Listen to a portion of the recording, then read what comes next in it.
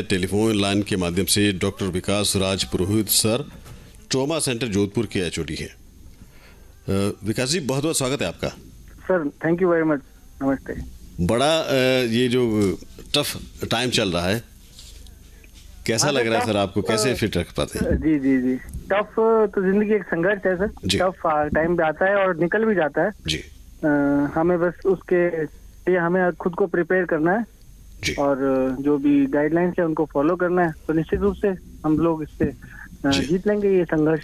जी, technical बातें शुरू करें उससे पहले, प्रॉब्लम वाली बातें शुरू करें उससे पहले, डॉक्टर विकास, आपके चेहरे पर हर वक्त एक मुस्कान रहती है, जबकि ऑफिस में हमने देखा है, हॉस्पिटल में हमने देखा है कि आप जब से आते हैं और जब जाते हैं तब तक भाग दौड़ लगी रहती है आपके यहाँ। चेहरे की मुस्कान का कारण क्या है, राज क्या है?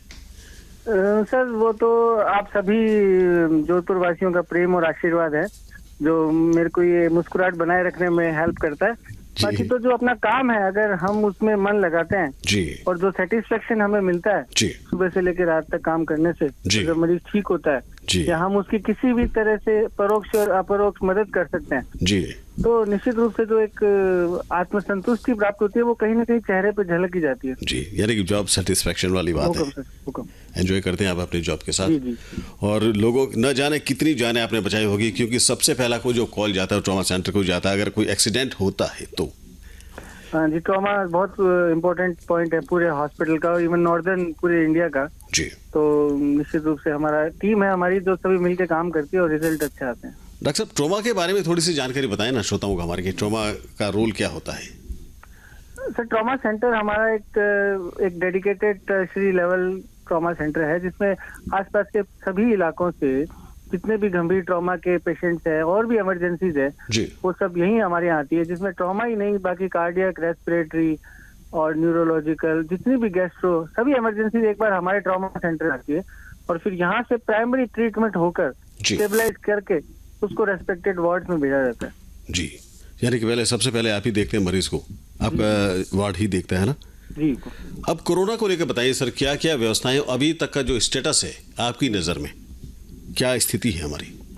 सर कोरोना एक वायरल डिजीज है जो लगभग पूरे विश्व को ही अभी इसने अपना उसमें लिया है प्रभाव में, तो भारत भी इससे अछूता नहीं है और जोधपुर भी नहीं है जी। तो अभी प्रशासन और जो मेडिकल सिस्टम है जी, सभी ने इसके एकजुट कर रखे हैं, सभी कंधे से कंधा मिला के काम कर रहे हैं। हमने जो हॉस्पिटल लेवल में बेसिकली दो हमारे बड़े हॉस्पिटल्स हैं एमडीएम और एमजेस, दोनों में ही कोरोना और नॉन कोरोना मतलब कोविड और नॉन कोविड दोनों का ही सेपरेटली इलाज किया जा रहा है, दोनों को मिक्स नहीं करते हैं जी।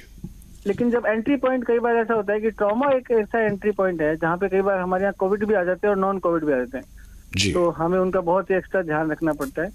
उसके अलावा जो जनाना और जो बच्चों के लिए जो है, प्रसूताओं के लिए जो पूरा उम्मीद एकदम अलग कर दिया है ताकि वो बिल्कुल अलग से मैनेज हो, उसमें किसी प्रकार की मिक्सिंग नहीं हो। और अगर पॉजिटिव प्रसूता है तो हमारे यहाँ जो एमडीएम में जो प्रसूता वाली यूनिट है, जो मदर चाइल्ड विंग है, उसमें सेपरेट पॉजिटिव बच्चों और प्रेग्नेंट फीमेल्स के लिए पूरा पृथक रूप से इलाज हो रहा है। और आप न्यूज में देख ही रहो कि 3 दिवस में 3 पॉजिटिव महिलाओं ने बच्चे जिनके डिलीवरीज हुई हैं और जच्चा और बच्चा दोनों स्वस्थ हैं जी। बड़ी अच्छी खबर है कि किलकारी फिर से गूंजी। जी जी जी। निराशा के इस दौर में आशाएं किलकारियों बनकर गूंज रही तो अच्छा ही लगता है निश्चित तौर पे। डॉक्टर साहब, एक ये मन में प्रश्न ये उठता है कि प्रसूता अगर पॉजिटिव आ गई है तो क्या ये जरूरी है कि होने वाला बच्चा भी पॉजिटिव ही होगा? नहीं सर, इसमें जरूरी नहीं है, केवल 20-30% ही चांसेस हैं बच्चे के पॉजिटिव होने के। और उसमें भी हम ये कोशिश करते हैं कि अगर 5-7 दिन में, जैसे हमारी 3 प्रेग्नेंट फीमेल थी, उनको 7 दिन तक हमने दवाई दी तो वो नेगेटिव हो गई। अच्छा। हाँ, तो उस नेगेटिव के बाद उनकी डिलीवरी हुई तो बच्चा नेगेटिव है उनका, तो ये बहुत अच्छी बात है। अगर हमें 5-7 दिन मिल जाए जी, एक इमरजेंसी ऑपरेशन की बात अलग है, अदरवाइज इफ मतलब ट्रीट करें उनको सही दवाइयों से तो वो पॉजिटिव से नेगेटिव कन्वर्ट हो जाती है जी। बड़ी घबराहट होती है लोगों को सैंपल देने में, डर लगता है कि ये न जाने क्या हो जाएगा, क्या करेंगे हमारे साथ। मतलब ये मैं सभी मीडिया और रेडियो और टीवी टेलीविजन जिन्होंने ये पब्लिक अवेयरनेस इतनी अच्छी कर दी है कि अब लोग स्वयं अपने मतलब खुद से वॉलंटरीली सैंपलिंग के लिए आ रहे हैं आगे, बहुत अच्छी बात है। और उनको साइन सिम्टम के बारे में भी इतनी बार बता दिया गया है कि आपको बुखार है, खांसी है, दस्त है, टेस्ट में कोई चेंज है, सांस लेने में कोई दिक्कत है, जी। ये सब है तो आप तुरंत डॉक्टर साहब को दिखाएं और अपना सैंपल अगर डॉक्टर एडवाइस करते हैं तो करवाएं। अदरवाइज निश्चित जो हॉटस्पॉट एरिया है उसमें कैंपिंग भी हो रहा है सरकार और प्रशासन की तरफ से। जी। तो मैं बताऊं कि जोधपुर में जो सैंपलिंग लेवल है हाँ, वो पूरे मतलब भारत में सबसे ज्यादा है। क्या बात है, बड़ा तो गर्व। राजस्थान वैसे भी अव्वल है सैंपलिंग में। जी जी जी, तो ये हमारी सरकार की एक बहुत बड़ी बात है जिसमें लोगों ने भी पूरा सहयोग दिया है। बिल्कुल सही कहा आपने। और दूसरी एक गर्व करने वाली बात है कि रिकवरी रेट जो है हमारे यहाँ की बहुत अच्छी है। वो भी बहुत अच्छी है। तो इसके पीछे क्या कारण क्या है, हमारा जो डेडिकेशन है या सर अगेन मैं यही कहूंगा, देखिए एक तो समय पे आप आ गए जी, और आपने सैंपलिंग करा ली, आप डिटेक्ट हो गए और फिर आपने टाइम से आइसोलेशन करना, दवाई लेना, क्योंकि सर वायरल डिजीजेज में आइसोलेट होना और रेस्ट करना जी, और अच्छी डाइट लेना और जो दवाई अगर इंडिकेटेड है तो दवाई लेनी, तो ये बचाव के साधन है। अगर आप वायरस में घूमते रहे तो वो वायरस आपका प्रोपोगेट करता है। जी, तो ये बहुत इंपॉर्टेंट है। जैसे ही आपको वायरल इन्फेक्शन हुआ, मतलब बहुत सारे हमने पुराने जमाने में सुना है कि जुकाम होता था जी, तो आप रेस्ट करने से ठीक हो जाते थे। हाँ हाँ, तो ये बहुत बड़ी बात है सर। इसमें ये रिकवरी में सबसे इम्पोर्टेंट बात यही है कि हम लोग इतने समझदार हैं जी, कि हमने वायरस डिटेक्ट किया, सैंपलिंग करवाई और घर पे आइसोलेट हुए या हॉस्पिटल में ट्रीटमेंट लिया तो हम बहुत जल्दी ठीक हो गए। जी, और यही अगर हम नेग्लेक्ट करते रहते तो फिर रिकवरी रेट कम हो जाती सर और उसमें डेथ और मोर्टेलिटी भी बढ़ जाएगी। जी। क्या प्रॉपर आराम करने से हमारी प्रतिरोधक क्षमता बढ़ जाती है या नहीं घबराने से बढ़ जाती है, ये दोनों चीजें? सर दोनों ही बातें हैं। Basically there are two types of immunity. जी, एक जो ब्लड में अपनी इम्यूनिटी है और एक स्पिरिचुअल इम्यूनिटी है ना। तो आप रेस्ट करते हैं तो बॉडी को मौका मिलता है रिकवरी के लिए। जी, जैसे कोई चीज खराब भी हो गई तो बॉडी उसको ठीक करती है जी, अपने एंटीबॉडीज के माध्यम से, अपने ब्लड सेल्स के माध्यम से। आप जितना अच्छा नींद लेते हैं, 8 घंटे की नींद लेने से आपकी इम्यूनिटी बूस्ट होती है। जी, दोनों टाइम बराबर खाना खाना, अच्छा एंटीऑक्सीडेंट्स खाना, हल्दी का दूध पीना, तुलसी के पत्ते खाना, ये सब चीजें खाने से आपकी इम्यूनिटी बूस्टअप होती है। रेस्ट करने से बूस्टअप होती है, अच्छी नींद से बूस्टअप होती है, अच्छा खुश रहने से, पॉजिटिव रहने से इम्यूनिटी अच्छी रहती है। तो ये सब बातें मिल के अल्टीमेटली बहुत अच्छा रिजल्ट आती है। जी। कई बार ये उत्सुकता होती है कि आदमी बिल्कुल डिप्रेशन में चला जाता है और कई बार तो ऐसा 1-2 केस हमने पढ़े हैं कि उनको सिर्फ डाउट ये था कि मुझे शायद ये हो गया होगा और उसने सुसाइड कमिट कर ली। हाँ जी बिल्कुल। एक हैंगिंग का केस था, वो कोविड पॉजिटिव था। जी, और दूसरा जब आप डिप्रेस होते हैं, आप लो फील करते हैं तो आपकी इम्यूनिटी लेवल भी लो हो जाता है, आपकी रोग प्रतिरोधक क्षमता भी कम हो जाती है। और जो नॉन कोविड बीमारियां हैं, जैसे ब्लड प्रेशर बढ़ जाएगा आपका, जी, शुगर बढ़ जाएगी आपकी, तो आपका जो स्ट्रेस है उससे आपकी शुगर बढ़ गई, अब आप कोविड के लिए ज्यादा प्रोन हो गए। जी, तो अगर बीपी बढ़ा हुआ और कोविड हुआ तो कोमॉर्बिडिटी हो गई, तो अगेन रिजल्ट्स आर बैड। तो कहीं ना कहीं जो आपका स्ट्रेस लेवल है वो मल्टीपल लेवल पे आपको अफेक्ट कर रहा है। हाँ हाँ, सह बीमारियां भी आपको ग्रसित कर लेती है अगर आप निराशा में जाते हैं तो। जी निश्चित रूप से। जी, सुविचार रखिएगा, हम जल्दी ठीक होना। अच्छा, एक पीरियड के बाद, जैसे आपने बताया कि पुराने ज़माने में 7 दिन बाद, 3 दिन बाद जुकाम खुद ही ठीक हो जाता था, जी। तो इसमें भी पर्टिकुलर क्या 14 दिन है, 13 दिन है, या कभी कभी सुनते हैं कि 4 दिन में रिकवर हो गया? हाँ, इसमें रिकवरी जो है वो 5 से 15 दिन तक की है। कुछ लोग 5 दिनों में भी ठीक हो गए, नेगेटिव हो गए, कुछ लोग 10 दिनों में होते हैं। मतलब एसिम्टोमेटिक होना और कोरोना नेगेटिव होना दो डिफरेंट चीजें हैं। कई बार आप एसिम्टोमेटिक रहते हो लेकिन कोरोना पॉजिटिव होते हो। अच्छा अच्छा, तो मतलब जैसे किसी को कोरोना इन्फेक्शन हुआ जी, तो हो सकता है कि उसको कोई भी तकलीफ नहीं हो, लक्षण आए नहीं, नॉर्मल बिल्कुल। लक्षण आए नहीं उसके। जी जी, अब उसने अपना लिया, बीमारी 10 दिन अंदर रही और अपने बॉडी ने उसको ठीक कर दिया और उसको किसी भी प्रकार का लक्षण नहीं आया। तो ये मोस्ट केसेस में तो ऐसा ही होता है जिसमें लक्षण बिल्कुल नहीं होते। जी, मतलब बड़ा ही विचित्र हमारे बॉडी का जो सिस्टम है। इतना अच्छा है, जी, इतना अच्छा है। देखिए आप कि आपके पास एक आपदा आई और आपको पता भी नहीं चला, जी और हमारी सेल्स और जो एंटीबॉडीज है उन्होंने उसको ठीक भी कर दिया। जी। अच्छा, ऐसी दशा में डॉक्टर साहब जब हम खुद ठीक हो रहे होते हैं जी तो क्या हमारे आसपास परिवार वाले में अगर कोई कमजोर इम्यूनिटी वाला है जी तो बिल्कुल, उसको कोई उसमें नुकसान हो रिस्क सकता रहता है, उसमें रिस्क रहता है जी। उसमें। तो इसलिए जो सोशल डिस्टेंसिंग है ये तो यूनिवर्सल फॉलो करनी है अपने को। आप हाँ। चाहे ठीक है, चाहे कोरोना पॉजिटिव है, चाहे नेगेटिव है, जी, ये सोशल डिस्टेंसिंग घर में भी और बाहर भी तो आपको फॉलो करनी है, चाहे आप कोरोना पॉजिटिव है चाहे कोरोना नेगेटिव है। भीड़ भाड़ में जाए तो मास्क लगा के रखना है, चाहे आप कोरोना पॉजिटिव है चाहे कोरोना नेगेटिव। तो मतलब ये जो रूल्स हैं ये सभी के लिए है। जी। और अच्छा। अगर आप पॉजिटिव आ जाते हैं तो जी। आपको एक्स्ट्रा केयर करने की जरूरत है।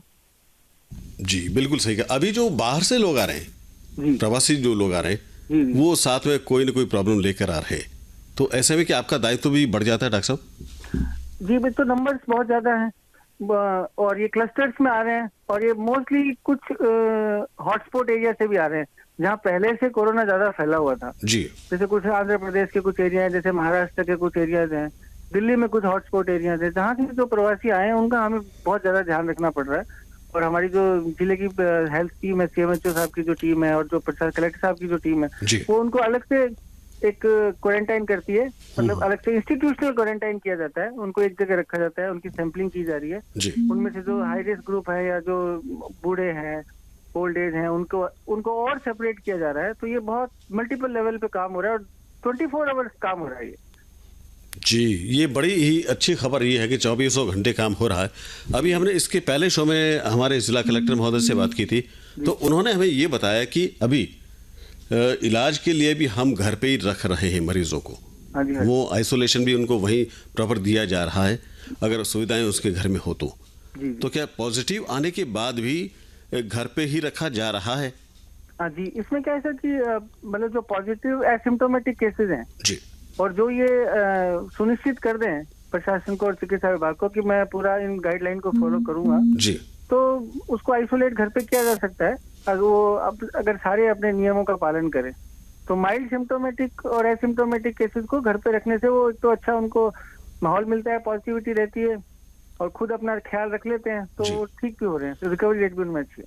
अच्छा डॉक्टर साहब, जो घर पे रहते हैं जी। उनको क्या क्या पालना करनी पड़ती है, घर वालों को और जो पेशेंट है उसको भी? सर, कोरोना पॉजिटिव घर होने का मतलब है, घर पे होने का मतलब है कि उसको एकदम आइसोलेट रखना है, उसका रूम अलग रखना है, उसकी एंट्री एग्जिट वॉशरूम्स अलग रखने हैं, जी उसके बर्तन कपड़े भी अलग होने चाहिए। जी कोई भी घर का सदस्य उसे नजदीकी रूप से ना मिले, दूर से रह के बात करे, ठीक है। वो अपना रूटीन अपना जैसा चल रहा है वैसा करेगा, बस वो घर वालों से आइसोलेट रहेगा।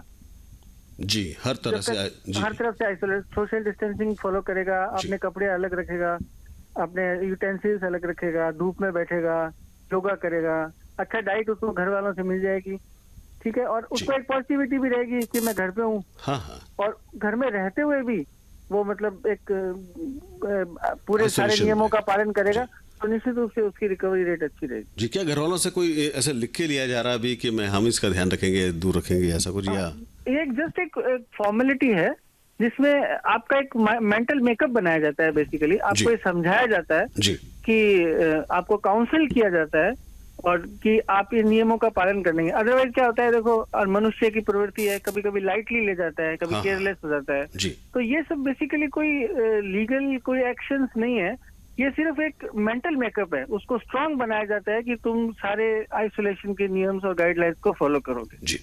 ऐसी और दशा इसमें में उसकी स्वयं की भी जिम्मेवारी है और जी। उसके परिवार की भी जिम्मेवारी है सर। जी जी ऐसी दशा में क्या मेडिकल टीम उसके घर बार बार जाती हुई है चेकअप के लिए, फॉलोअप के लिए?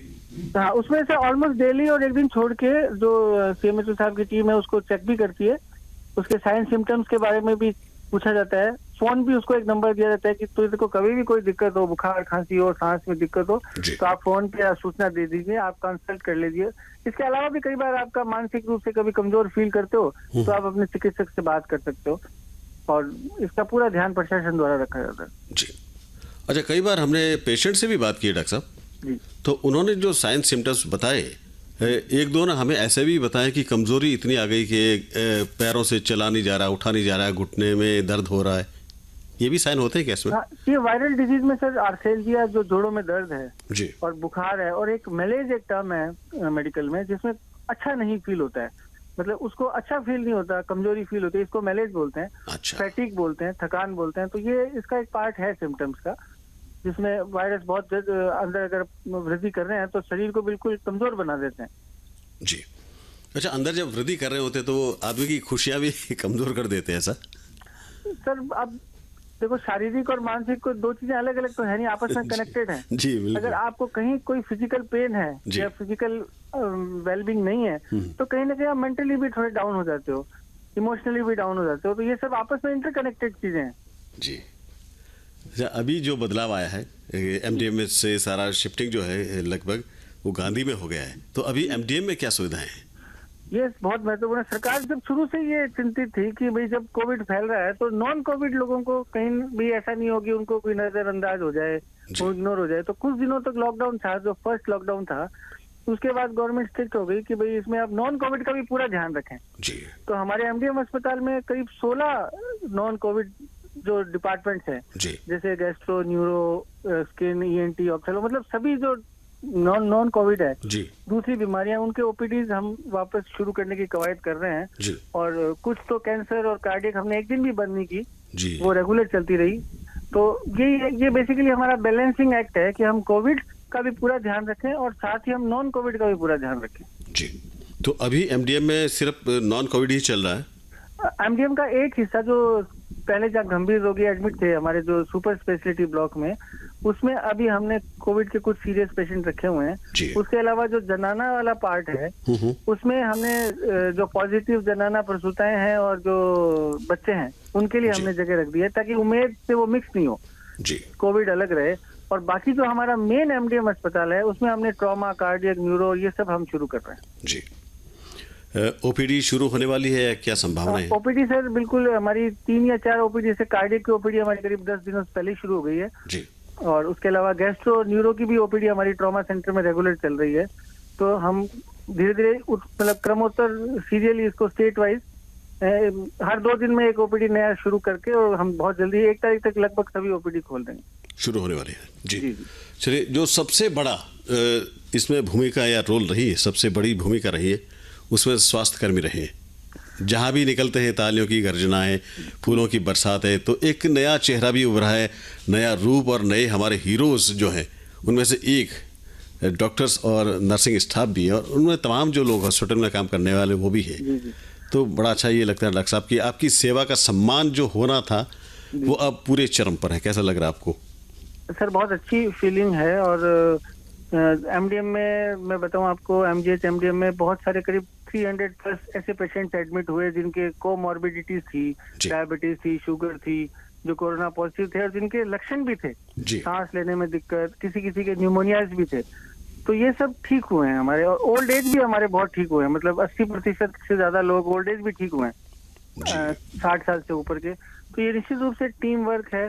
बाकी तो हेल्थ हमारा तो काम है, हमारी तो ड्यूटी है, ये हमें तो करना है। इसके अलावा जो आप ये देखिए सर, जो नॉन मेडिकल टीम इसमें जुटी हुई है, जैसे पुलिस प्रशासन और टीचर्स और मीडिया पर्सन, मतलब मैं तो कह रहा हूँ कि हर जो वर्ग है वो अपना जी जान से मेहनत कर रहा है और हमें सहयोग कर रहा है।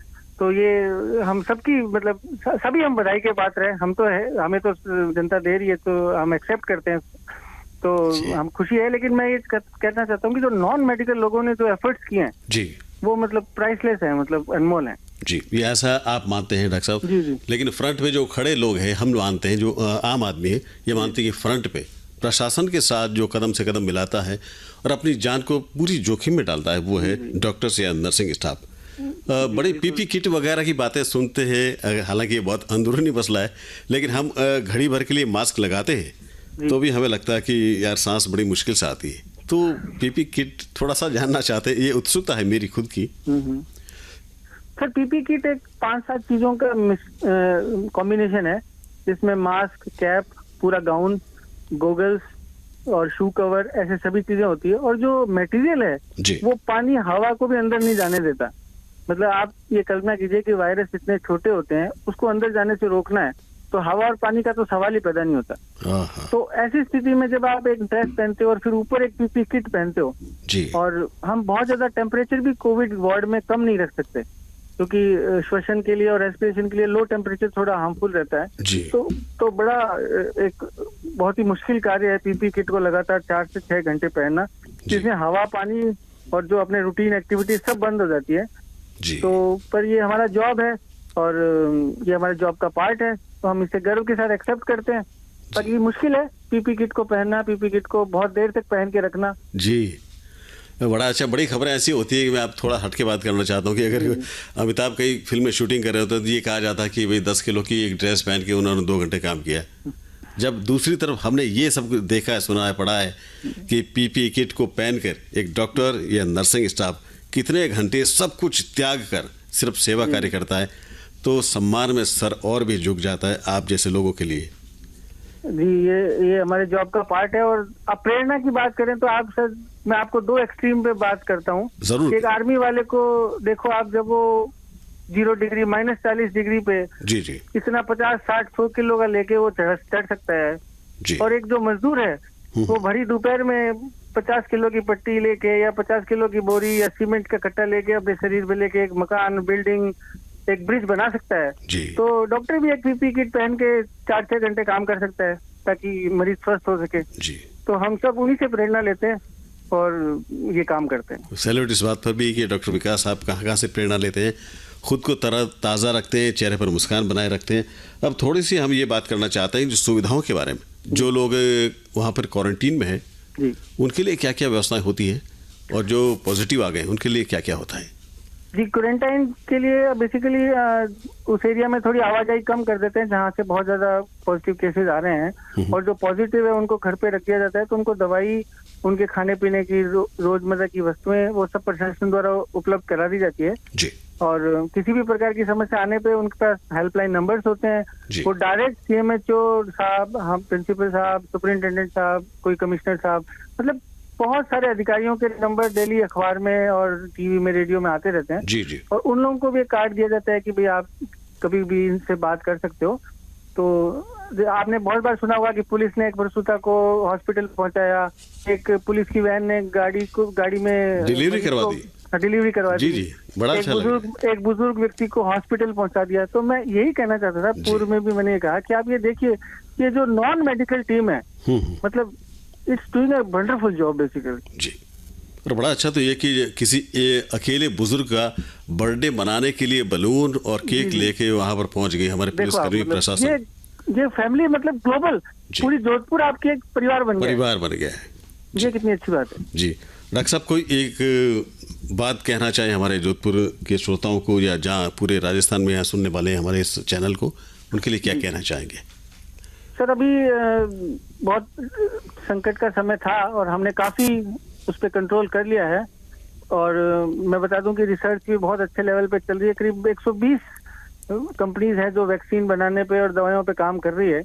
तो निश्चित रूप से हमको पॉजिटिव रहते हुए अभी कुछ दिनों तक सोशल डिस्टेंसिंग, मास्क आदि का उपयोग करते हुए समय निकालना है। लॉकडाउन 4 में काफी छूट भी दे दी गई है। तो हमें जो हमारे रोजमर्रा का कार्यक्रम है, जो ऑफिसेज हैं, जो इंडस्ट्रीज हैं, जो फैक्ट्रीज हैं, ये सब भी अब चालू हो जाएगी। तो हमारा दायित्व और बढ़ जाएगा। तो इसमें ये सब फॉलो करें, गाइडलाइन फॉलो करें, और अगर सिम्टम्स हो तो उन्हें छुपाए नहीं। और एक जो हमारे हाई रिस्क ग्रुप है परिवार में, मोहल्ले में, उनको चिन्हित करके उनका स्पेशल ध्यान रखें। जो बुजुर्ग लोग हैं, जो डायबिटिक्स हैं, जो हाइपरटेंसिव हैं, जो कार्डियक पेशेंट्स हैं, COPD है, एस्थमा है, इनका एक स्पेशल ध्यान रखें। हर परिवार में अब एक जो परिवार का मुखिया है उसको ये पता रहे कि भाई मेरे ये 2 लोग मेरे लिए बहुत इंपॉर्टेंट है, इनका मुझे स्पेशल ध्यान रखना है, बाकियों का सामान्य ध्यान रखना है। तो मैं बता रहा हूँ कि कोई मोर्टेलिटी नहीं होगी, कोई कॉम्प्लिकेशन नहीं होगी। छोटे मोटे सिम्टम्स, खांसी, जुकाम, बुखार होगा, उनको हम मेडिकल और सब प्रशासन मिलकर ठीक कर देंगे और समय है निकल जाएगा। और तब तक वैक्सीन और बहुत सारी रिसर्च नहीं आ जाएगी। जी जी, बिल्कुल आएगी। और इस दुआ के साथ कि डॉक्टर विकास, आपकी चेहरे की मुस्कान हमेशा ऐसी ही बनी रहे ताकि आपको देखकर ही आधे पेशेंट ठीक हो जाते। आपने हमें समय दिया, बहुत बहुत धन्यवाद। आपके नाम ये गाना हम कर रहे हैं। Thank you sir, thank you.